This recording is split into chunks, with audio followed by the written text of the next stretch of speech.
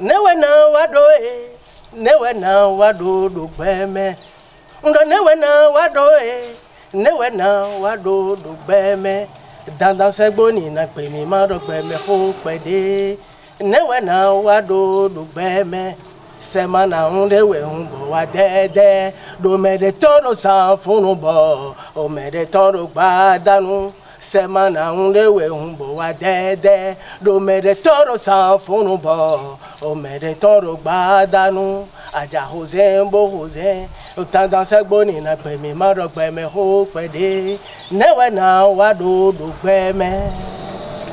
Mesdames, mesdemoiselles et messieurs, bonsoir. Bienvenue dans la savane de l'oralité. Ici, la parole est l'essentiel. Elle n'est pas un vain mot. Autrefois, le conte est un canal propre, un témoignage vivant pour nos ancêtres de dire que leurs enfants, leurs petits-enfants, leurs arrière-petits-enfants. Mais cette tradition est en voie de disparition. C'est pourquoi nous avons initié ce projet dénommé Conservation de la mémoire, qui est un enrichissement de contes et légendes au profit des populations et des générations futures.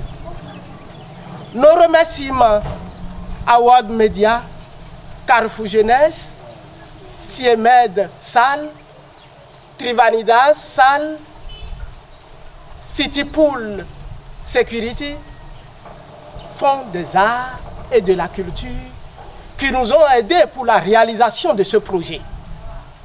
Alors, mesdames, mesdemoiselles et messieurs, nous allons voyager.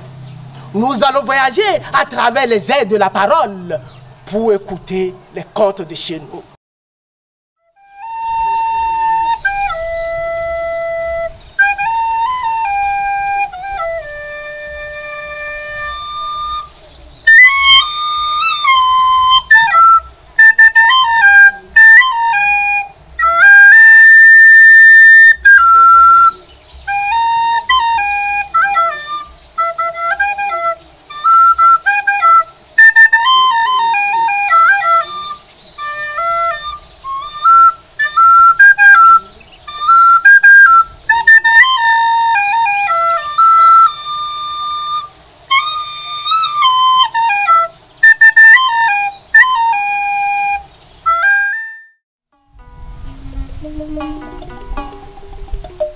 Landele tome la gban lo basi, jami na jan. Landele tome la gban lo basi, jami na jan. Mi de go, jami na jan, mi de go, jami na jan. Histoire, mon histoire vole.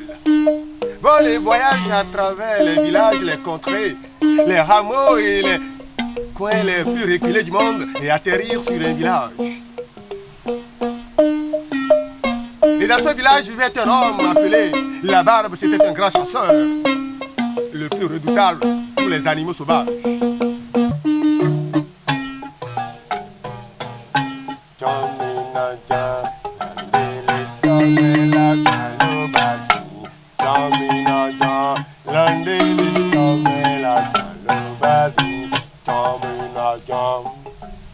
Mais il n'allait jamais à la sage sœur. Il était toujours accompagné de son inséparable ami, la fée. Deux individus qui allaient la chasse depuis près d'une dizaine d'années. Et ils sont connus dans tout le coin pour ça. Il en est tombé la gbalobasi, Jaminandjan.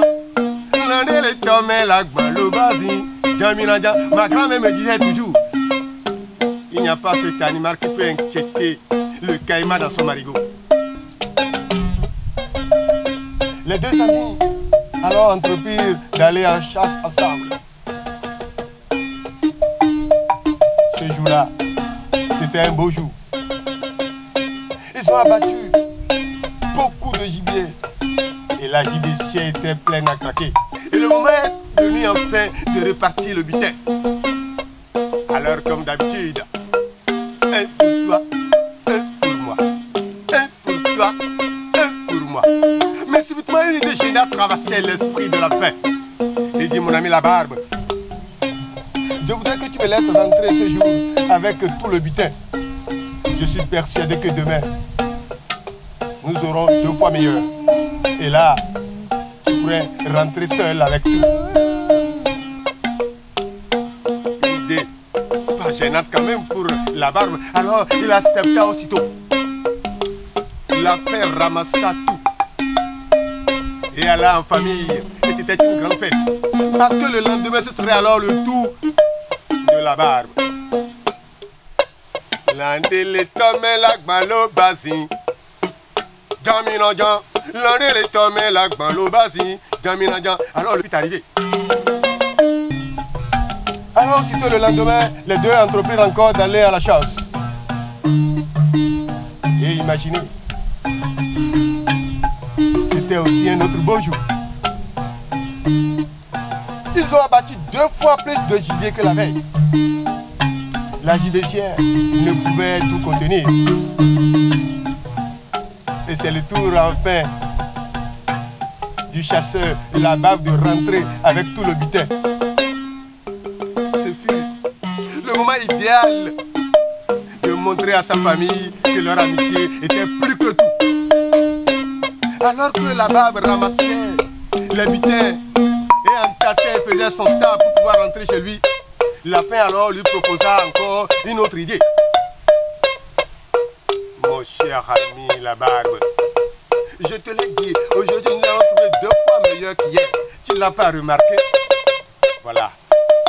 Et normalement ce doit être ton tour de... Et pourquoi normalement? Répliqua immédiatement la barbe. Oui, je dis normalement parce que c'est toi qui devais rentrer avec ça. Mais laisse-moi rentrer une fois encore parce que demain nous allons trouver 2 fois meilleur qu'aujourd'hui. Quelle histoire ça, se demandait la barbe. Comment puis-je rentrer une 2e fois encore sans gibier à la maison? Que pourrais-je alors dire à ma famille? Mais tout de suite, la paix le rassura. Alors, il céda une fois encore. Il laisse la paix rentrer en famille avec la gibecière remplie à craquer.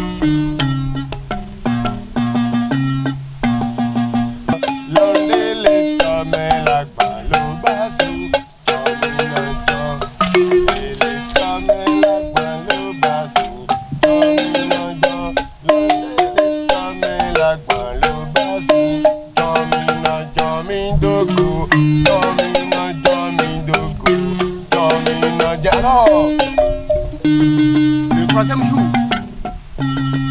les 2 amis se retrouvaient encore pour aller à la chasse. Et quel bonheur de ne pas constater qu'au 3e jour, ils en ont trouvé 3 fois meilleur que le 2e jour. Et il a fallu cette fois-ci plusieurs gibecières pour amasser ces gibiers abattus. La barbe tout content se disait, enfin, son tour est arrivé, il pourra alors régaler toute sa famille et sa belle famille des jours et des jours. Alors, il faisait son tas, il s'apprêtait à rentrer avec tout le butin, quand subitement la faim s'opposait, dit non. Mon ami la barbe, je voudrais une fois encore que tu me laisses rentrer avec tout le butin. Non, non, non, 3 fois avait répliqué son ami. Comment pourrais-je te laisser une fois encore rentrer alors que ma famille commence déjà à s'impatienter? Et voilà 3 jours déjà que ma famille n'a plus touché à une viande alors que je vais chaque fois à la chasse. Alors s'engagea une discussion qui est passée désormais à une dispute.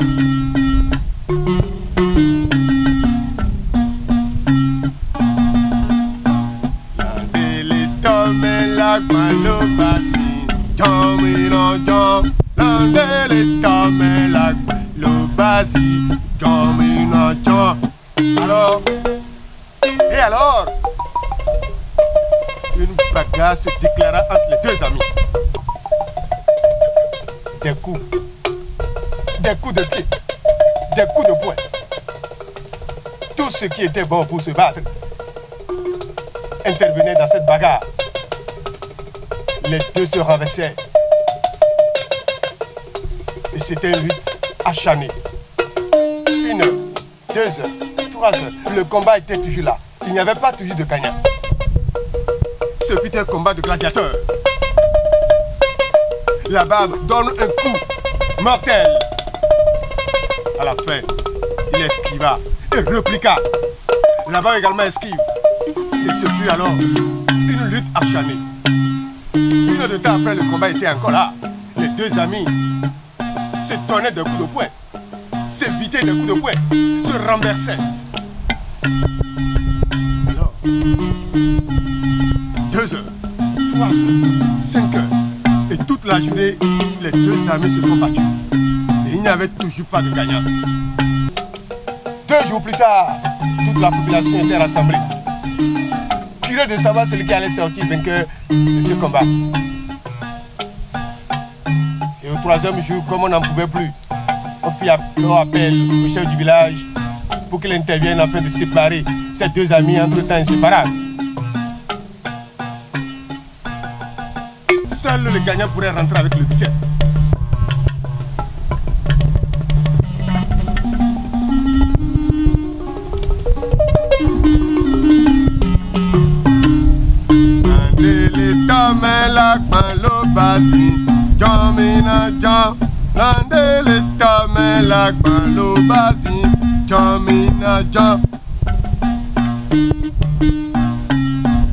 Le chef de village était là. Dès son arrivée, tout le monde avait espoir qu'aujourd'hui l'on pourrait mettre fin à ce combat qui à un moment donné déplaisait tout le peuple. Le chef de village décide alors d'intervenir. Mais le temps d'ouvrir la bouche et d'interpeller les deux protagonistes, la fin saute et entra immédiatement dans sa bouche. Et la barbe, qui n'a pas arrêté de le poursuivre, a suivi le même rythme et a voulu rentrer dans la bouche sur le village, mais ce dernier ferma déjà la bouche. Il n'avait qu'à rester autour de la bouche.